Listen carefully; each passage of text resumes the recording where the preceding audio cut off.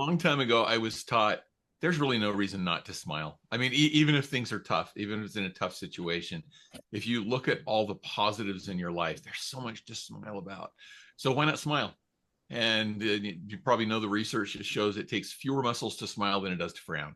So let's save some energy and smile more. There's really cool research that if you're feeling down and you don't feel like smiling, if you take a pen or a pencil and you put it between your teeth, if you shove it back, and it forces those muscles to kind of go into that position of smiling, it actually elevates your mood. Welcome to the Kindness Factor podcast, sharing life-changing personal stories of the transformational impact of deep kindness. Hosted by Dr. Elia, the happiness doctor. And Randy McNeely, Captain Kindman. Good morning, my friends. Welcome to another episode of the Kindness Factor podcast. I'm one of your co-hosts, Randy McNeely, Captain Kindman. On this podcast, we share transformative stories of kindness, because kindness delivers the love that reaches hearts and changes lives. And we really appreciate you taking the time to be with us today. And just as a quick reminder, it's a big help for us to be able to get great guests and expand our kindness reach across the globe. If you'll take the time to like and subscribe to this channel if you're watching on YouTube, or if you're listening on your favorite podcast platform, if you'll take just a minute to stop by and leave us a review or even give us love through some stars. Thank you so much again for joining us today, and we look forward to introducing you to our next amazing guest. Good morning, good afternoon, or good evening, wherever you may be. Welcome to another episode of the Kindness Factor podcast. I'm Randy McNeely, Captain Kindman, and I'm joined by my amazing co-host, Dr. Elia Gourgouris, who are you, Elia? You are... I'm the happiness doctor. That's who I am. The happiness doctor. Every time I see his smile, I can't help but think, he is the happy Greek. He's the happiness doctor. He's the man who brings happiness to everybody who meets him. I am so honored to have the opportunity to work with Dr. Gourgouris. And thank you, Randy. That's very kind of you. You're welcome. You know what? We are honored today to have a wonderful man by the name of Mark Carpenter in the house with us. Let me tell you just a little bit about Mark and what he does. Mark is known as the Master Storyteller. He's on a mission to bring greater humanity into business leadership.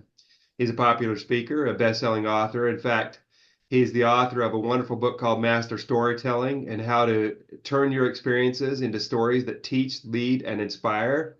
And he's also an author of his bestseller, his recent book, Lead Like a Person, Not Like a Position. He's the co-host of the Infused Compassion podcast with Amy Quesenberry.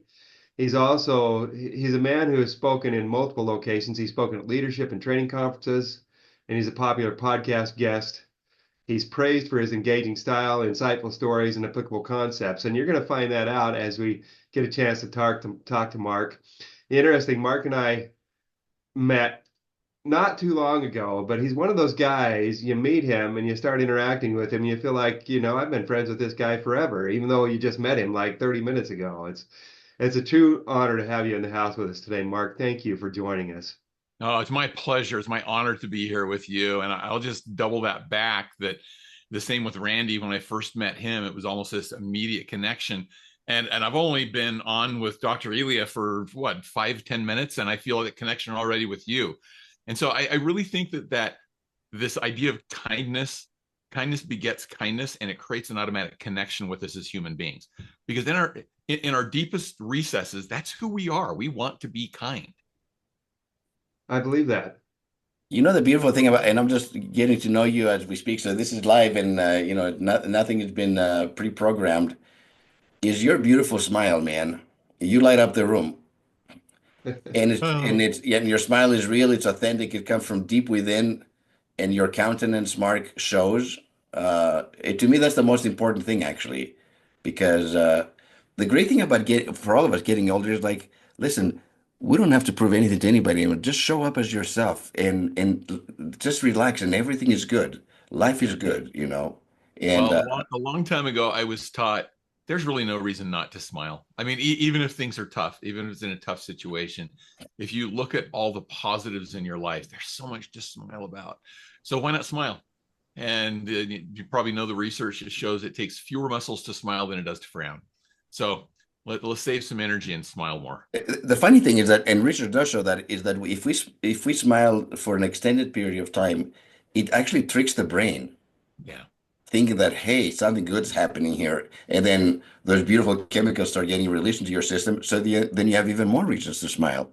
So Yeah. It's, There's even some research. We're probably like way off topic that's already. okay. It's okay. We're educating Just, people. That's but fine. there's really cool research that if you're feeling down and you don't feel like smiling, if you take a pen or a pencil and you put it between your teeth, if you shove it back and it forces those muscles to kind of go into that position of smiling, it actually elevates your mood. Is that remarkable? Yeah. Remarkable. Anyway, the beautiful thing about all these smiles is that they're contagious. You cannot, you go around, if you smile, you'll be amazed. We've all had this experience. You're walking through a store, you're walking somewhere else, you're getting on a plane, whatever. If you smile at people, people smile back. Not Yeah. everybody, but most people are going to smile back. I was in Utah right the day before COVID hit and shut everything down. I was in Utah pitching to an organization about a show that Elia and I have been working on, the Kindness Factor Human Interest Series. And I got on the plane to come home, come back to Iowa, and I smiled at the first guy I saw. And he says, to me, totally out of the blue. He said, "You got a great smile." I said, "Well, thank you." I said, you want a secret? I'll bet I can make the people behind you smile and the ones behind them smile. Just look, I'm going to smile at them right now." And without fail, just because I said that and the way I smiled at them, everybody right there was smiling. We had a great moment.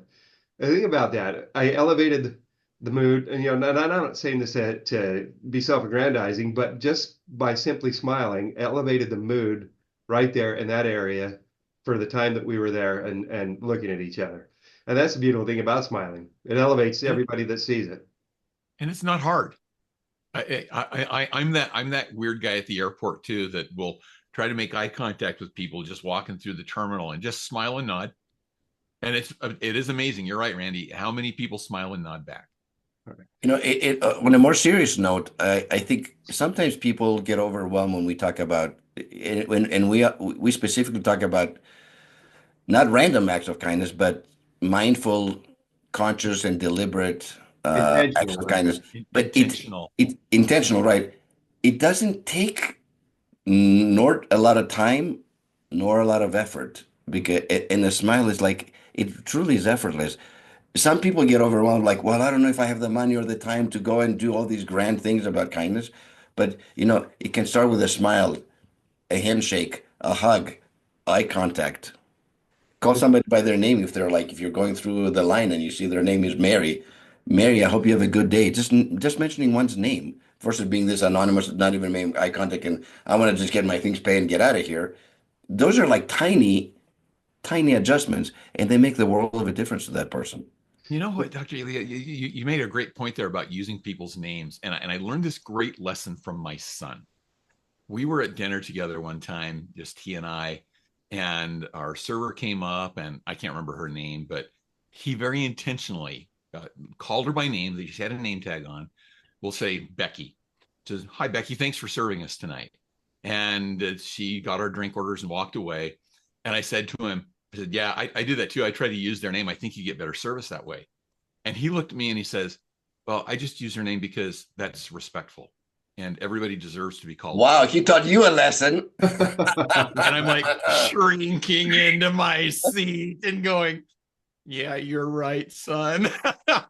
Because you But made just it sound a that, little bit transactional. Like if I call her by name, I'm going to get better service, which happens to be true, by the way. But he raised the bar and yeah. saying, "Dad, I do because it's respectful. It's the right thing to do." Wow. And back to intentions. His intentions were more pure than mine were in that moment. And so I think those intentions will shine through as well. And it'll come out as we do those very intentional acts of kindness. I'm so Well, grateful you people shared can that feel story. Yeah. people can feel it. And I want to share one. I want to, as we've been sitting here, I've thought of one other story about the power of a smile. Now, this is a powerful story. This is a heart grabber. You remember, Elia, I don't know if you remember, we interviewed last year a wonderful man by the name of Ken Caputo, and he shared a story about he teaches Taekwondo, and he's in the martial arts, and he has a studio, several studios and things like that. And he shared the story about how they work with their kids to help them to learn, good values. And one of the things they teach them about is smiling and smiling at people. And this one of the young men came and told him the story. He says, I think I may have saved somebody's life because I smiled at them. And he said, well, tell me the story. So what happened? He said, well, I got on my bus last night and there was a kid on there who just didn't look very happy. And so I decided to just do what you said. I decided to just smile at him and kept smiling at him. And this morning he got on the bus and he came up to me, and he's older than I am. And he came up to me and he said, thank you for smiling at me yesterday.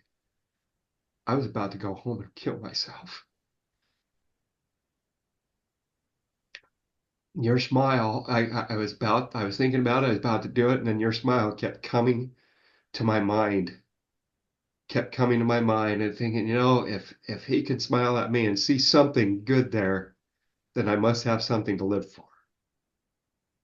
That's pretty I powerful. didn't mean to get so heavy, but that is a powerful illustration of how just a simple act, even something as simple as a smile, that little kind action could save somebody's life. He stepped into the shoes of a kindness hero without even thinking about it, without trying to, and he became that young man's miracle. Well, and when you're intentional about being kind, you never know when you will be somebody's hero. And even if it's not to the degree of somebody preparing to commit suicide, but just in lightening someone's day, just alleviating someone's day, that you become maybe lowercase h hero, but a hero for that person in that day and in that moment. Mark, who's your kindness hero growing up? We all have at least one. Sometimes it's hard to just come down to, there are multiple people that have touched our lives, but is there somebody that you say, that person made such a difference in my life. My life has never been the same as a result of the act of kindness that he or she did towards me. Yeah, there are so many that it's so hard to narrow down to. I was raised by a single parent mom.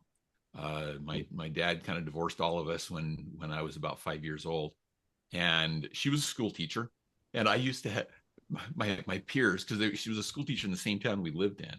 My peers would come up to me and say, your mom is so mean. And I'd always look at them and go, well, she's nice to me. So I don't know what your issue is. It was usually the kids who I knew were misbehaving in class. But okay, my mother gave me so many opportunities that I look back on and I think, boy, that had to be a tough situation for her, raising 5 kids with herself. And then grandma lived with us too. Grandma was a widow.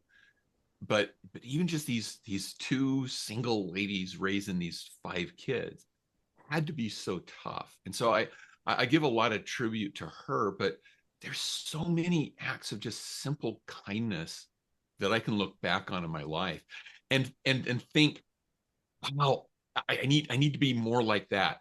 The moments I regret the most, in fact, the reason that I wrote Lead Like a Person, Not Like a Position, is because I look back on times as a leader when I didn't lead with the humanity that I should have. And those are the moments that I regret the most. Now, I wasn't awful. I've had people that were on my team come to me and say, hey, I really appreciate how you did this and you did this and you did this. One of my top 2 recently, I had to let him go, and I had to let him go not through any fault of his own. It was an economic thing where we were downsizing in the company. And I'd forgotten this, but he said, 2 weeks after you let me go, you called me and asked me how he was doing. And that meant the world to him. And he remembered that for, boy, it was probably 20 years between when that had happened and when he mentioned that to me. And Isn't that amazing? Remember that I had forgotten it. Isn't that amazing, that one little act? Yeah. And yet he's remembered it for 20 years. Yeah. Powerful. And so it's all those little acts of people through my life that just, there's kindness heroes all over. Hello, my wonderful friends. If you could step into the shoes of a kindness hero today, would you want to? I believe that most of you would, and here's an easy way to do that. Simply watch this little video clip by Kindness Worldwide, and if it resonates, Stop by their website today, www.kindnessworldwide.org, and make a donation to support their wonderful mission to bring cultures of kindness to communities throughout the world. And then feel free to share it with your friends and family. Thank you for your support. When a wallet was returned just moments after it was lost, a purpose was found. This one act of kindness inspired the formation of the nonprofit Kindness Worldwide to create a culture of kindness in communities throughout the world. Kindness Week Worldwide mobilized the entire community in York, Pennsylvania, featuring initiatives and playbook programs including blood drives, kindness cards, K-12 and college students embracing kindness, and an innovative means of community policing, kindness citations. If something so magical can happen in York, Pennsylvania, the same and other inspirations can happen anywhere and everywhere. Our Screen Scenes initiative featuring the Kindness Factor will showcase these many stories of kindness. Let's include your community among them. Kindness is the heartbeat of the world. Together, with your support, we can make all its hearts beat as one. All around.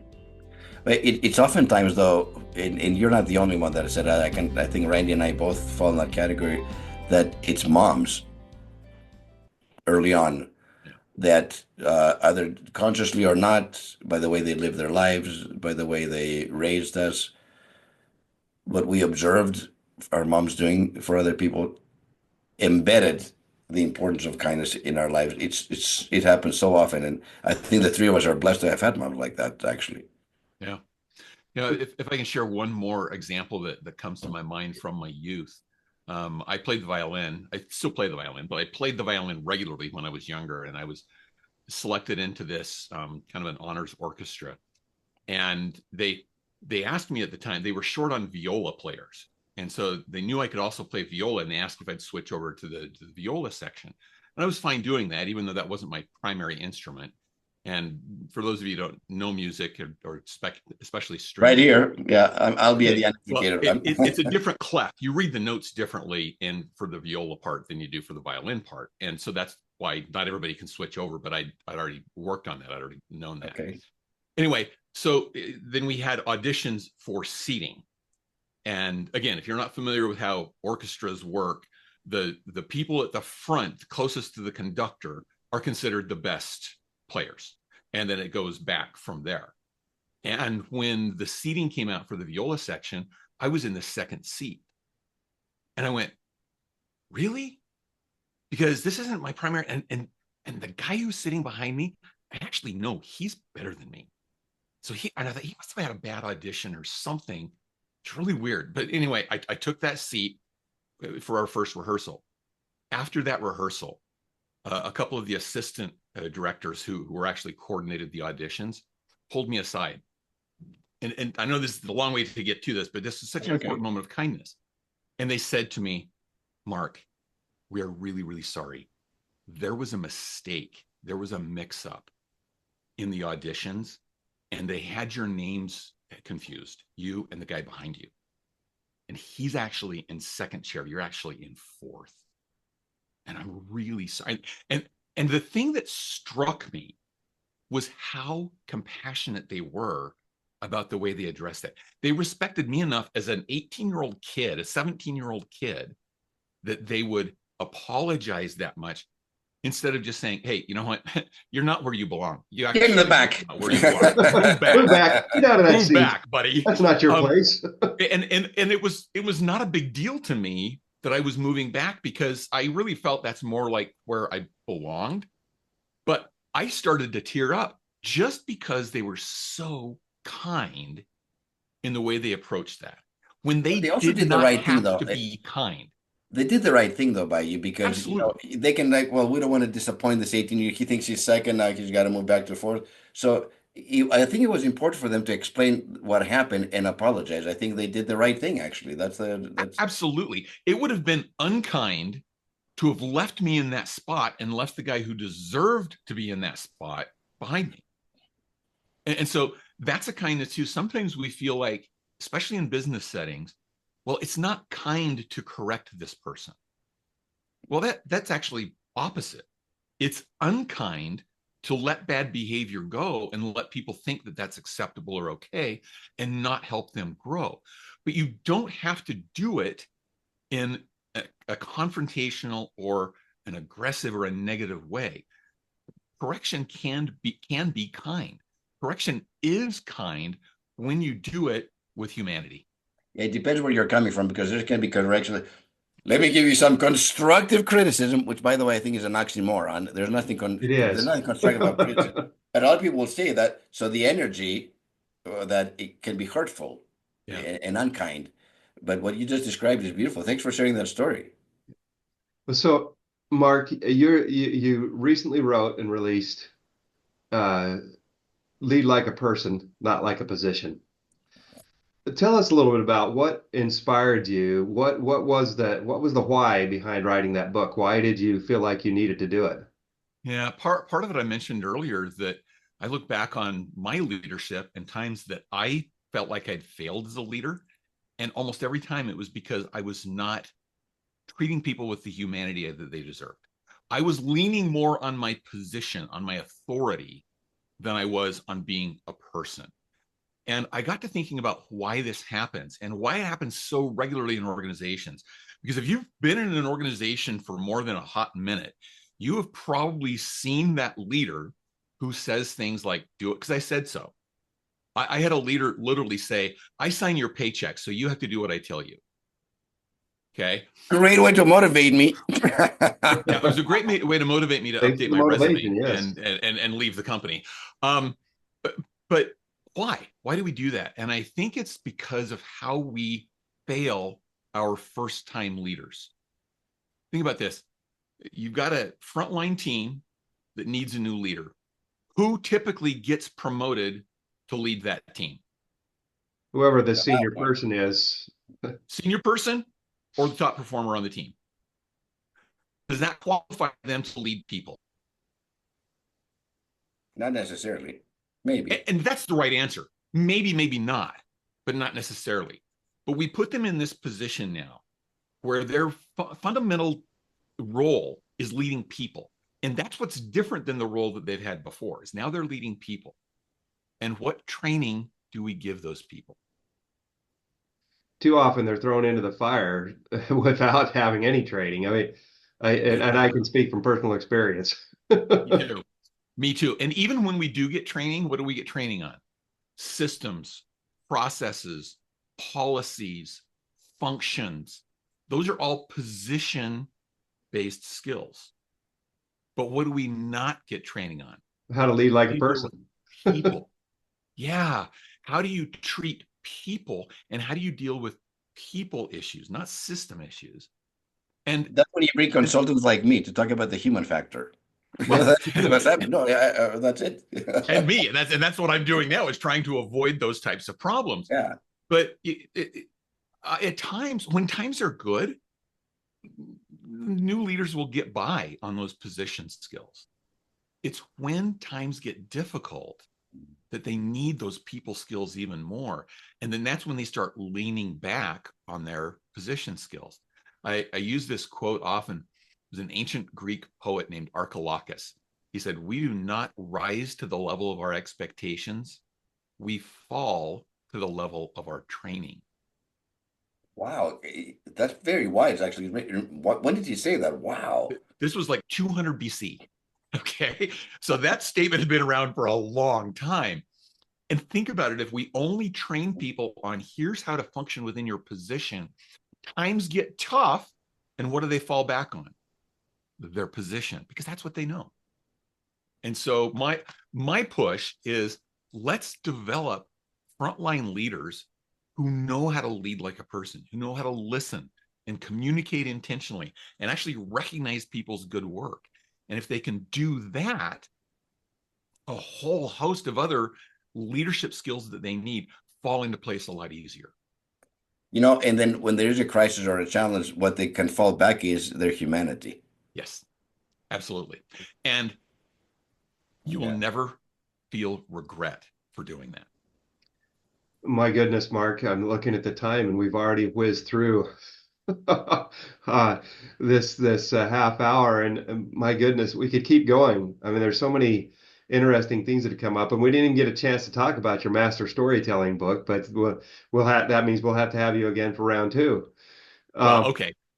If we have to twist your, but you know what? He's a master storyteller. That's why the time went by so fast, because Well, that you're is. great at sharing stories. And what a pleasure. Okay, we're not done yet. You got to give us your top three nuggets. Nuggets, Okay, nuggets, nuggets. and let me just say this about storytelling really quickly too. That's part of connecting with people as human beings. Right. Yeah. That's part of the communicating intentionally as a leader, is you connect with your team better when you explain the why through a story, through an example, through an experience, and that's what connects people stronger. So that's what I think really connects. So Dr. Gourgouris, I can't say your name right. Gourgouris. Gourgouris. Thank you. Dr. Elia. Dr. Elia. Dr. Elia is usually easier for me, but you asked me to give three nuggets. Is that what your question? Three nuggets, three pearls of wisdom that you'd like to share with our audience. Yeah, I think I'll just reflect back on what we've just said. First, you never regret treating people with kindness, especially in leadership positions. Second, we didn't talk in detail about this, but there are so many positive business reasons to lead like a person. It's going to help improve your retention. It's going to help motivation within your team. It's going to help people give more discretionary effort. It will help with performance. And so being compassionate, being kind, treating people like people has solid business returns on it. And then I'll go back to how we started the conversation. Just smile every day. Take some time to smile every day. Be intentional about smiling to other people. You do not know the positive impact you can have on others and yourself simply by smiling. Beautifully said. Beautifully said. I'm sitting here and I'm looking, we're obviously recording, and I'm looking at all of both of your faces, and just I cannot help smiling because I can see your smiles, and so thank you so much, Mark, for being willing to join us today. Thank you, Dr. Elia, my good friend, for helping this to be a wonderful conversation. We are thankful for you, our audience, for taking the time to spend a few minutes with us. You could be doing other things, but you spent your time here, and we appreciate you for that. And want to just remind you today, as you go forward, stop and take just a couple minutes and think about what you learned on this podcast, how it's applicable to you, and then think about what you're going to do about it, how you're going to go out and apply it and make a difference. Because remember that with kindness, everybody wins. I have one more, Randy, one more thing I want to ask Mark. Oh, yes. Yeah, how can our audience get in touch with you, connect with you, follow you? What's the best way? You can find me on LinkedIn. So it's Mark Carpenter, and I'm in Sandy, Utah. If you're seeing a video version of this, I'm the only Mark Carpenter with this face. There's a lot of Mark Carpenters out there. But you can also connect with me through our website, leadlikeaperson.com. So you very simply leadlikeaperson.com. Perfect. And you can find me there. Great. Thank you, Mark. Thank you, Mark. Appreciate it. What a pleasure. Thanks. It's been my pleasure and honor to be with you, gentlemen. I also want to express my gratitude to Randy, because he's the one that predominantly finds amazing guests, and that he's introduced me and through these people that has blessed my life. So Randy, you are if Mark is the master storyteller, I'm the happiness doctor. You are the master networker, man. You find people who are so good, and you bring them to our show, and you introduce them. So it's a pleasure. Mark, I hope next time I come out to Utah, we can grab some brunch, breakfast or something and connect. I'm not that far away from Sandy. Please. I'll be there in May. Please let me know the next time you're out, and let's do it. You got it. All right. Again, thank you to our audience for taking the time to listen to us. And as we always finish up, remember that with kindness, everybody wins. Everybody wins. That's it. Thank you.